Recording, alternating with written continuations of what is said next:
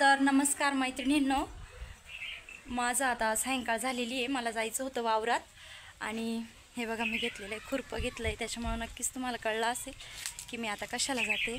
चला मी दाखवते तुम्हाला. तर मी आली होती इकडं वावरामध्ये आणि इथं आलेली माझी मैत्रीण गावातली. तर मी आता आलेली होते बा इथं. तर हा परिसर एवढा पडीत आहे. आता मला घ्यायचा आहे याचा यूज. आता मी तुम्हाला दाखवते याचा यूज कसा घेणार आहे. हे बघ माझ्या हातात आहे बघ, हे बियाणं वगैरे दिसत असेल. हे बघा इकडे तूर लावलेली आहे आणि तुरीमध्ये जेवढी पडीत जागा आहे त्याचा मला यूज करता येईल. तर तो मी कसा यूज करणार आहे आता मी तुम्हाला दाखवते. मी म्हणजे खूप असा फायद्याचा यूज आहे. तुम्ही पाहिजे तर तो करू शकता आणि खूप बचतही होईल याच्यामुळे. तर नक्की बघा मी आता याचा कसा उपयोग करून घेते बा. ही एवढी जागा आहे, इथे झाडं वगैरे काहीच नाही, ही पडीत राहणार आहे आणि इथे तणच येणार आहे, दुसरं काहीच येणार नाही. तर बघा तर इथे घेतलंय मी आता लावायला. इथे एवढी जागा आपली पडीत राहणार आहे, त्याच्यामुळे त्याचा उपयोग घ्यायचा आहे. इथे मी कृषी टोर्समधून आहे ना ह्या बियाणे आणलेले होते बा. ही भेंडी आहे आणि हे गवार आहे, त्याच्यानंतर हे काळं आपलं गिलकं आहे आणि ही दोडक्याचं बी आहे. तर हे एवढ्या 4 बिया मी घेतलेल्या आहे. मी पूर्ण नाही लावणार आहे, या थोड्या थोड्या करून या वाटीमध्ये घेऊन अशा या लावणार आहे. कारण आता शाळा सुरू होणार आहे आणि पोऱ्यांच्या डब्याला रोज भाजीपाला लागतो. त्याच्यामुळं म्हटलं चला आता लावूया. तर जास्त काही मेहनत नाही याच्यामध्ये, फक्त हे असं एक खुरपं घ्यायचं आणि जेवढी आपल्या पिकाला यूजमध्ये न येणारी गोष्ट आहे तिथं अशा या 2-2 भेंडीच्या बिया टाकून द्यायच्या. जास्त अंतराने ठेवायचं आहे. हे असं करून मी आता पहिले भेंडी लावते आणि त्याच्यानंतर गवार. कारण ही जागा पडीत राहून इथे तणच येणार आहे, त्याच्यामुळे असं एवढा हा परिसर आहे, एवढा मला याचा वापर घ्यायचा. असे 2-2, 3-3 बिया मी गुंजून देणार.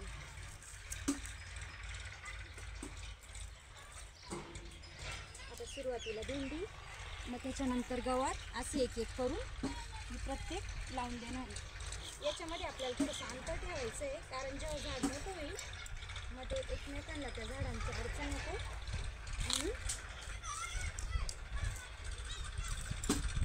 असं करून मी हे 2-2 गादे करून. तर आता मी इथं भेंडी लावलेली आहे. हे बघा एवढी भेंडी होती, याच्यातनं निम्मीच लावली, बाकीची मी उरवून ठेवली आहे.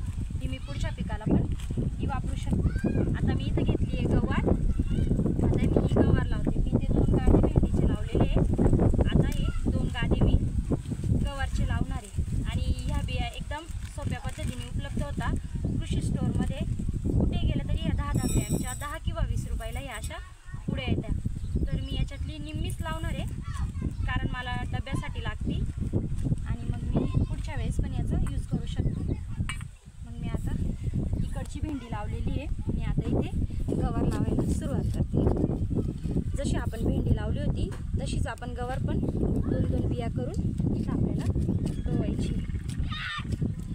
तरी जागा पूर्णपणे पडीत जागा होती, हिचा यूज काहीच नव्हता. इथे आपली तोरीचे झाडं वगैरे काहीच नव्हते, त्याच्यामुळे म्हटलं पोरांच्या डब्याची सोय पण होऊन जाईल आणि आपला भाजीपाला पण येऊन लागेल.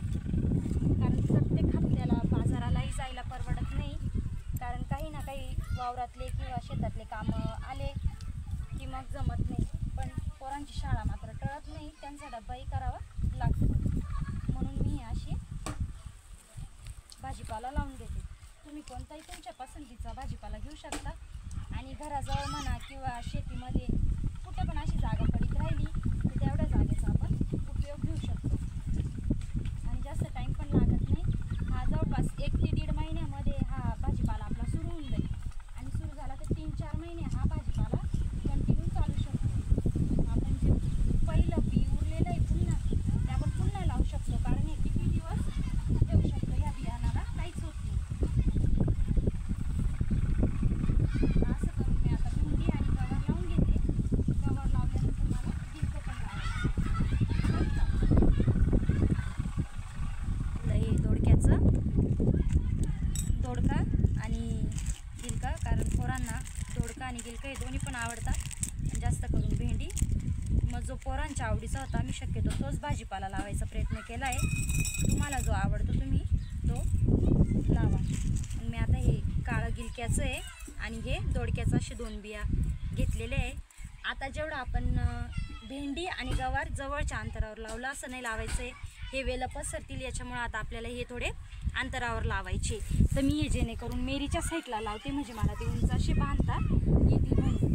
मी आता सुरुवातीपासूनच करते.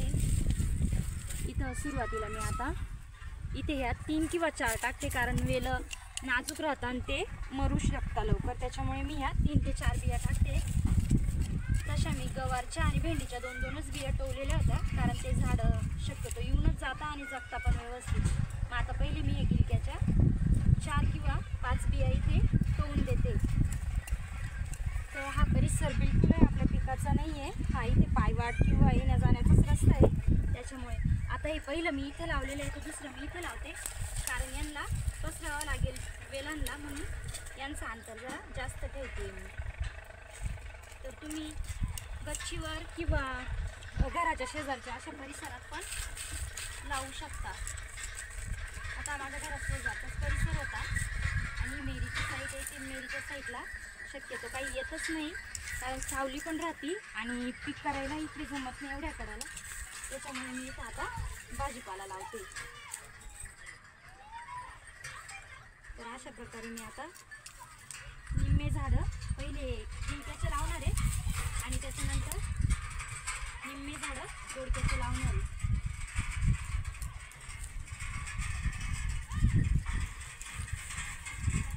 आता हे इथपर्यंत मी लावलेले आहे गिलक्याचे. आता इथून पुढे मी लावणार आहे दोडक्याचे.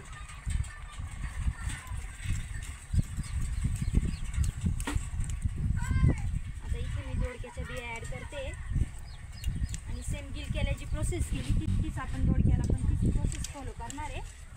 त्याच्यामुळे जास्त मेहनतीचं काम नाही. साधारणतः 10 ते 15 मिनटं लागतात आणि 1-1.5 महिन्यामध्ये आपला भाजीपाला पण सुरू होऊन जातो. जास्त वेळही लागत नाही आणि आपल्याला घरचा एकदम निरोगी असा भाजीपाला आपला घरचा घरी तयार होऊन जातो. याच्यामुळे तुम्ही पण कुंडीत किंवा शक्यतो घराशेजारी थोडीफार पडीत जागा राहिली तिथे पण लावू शकता.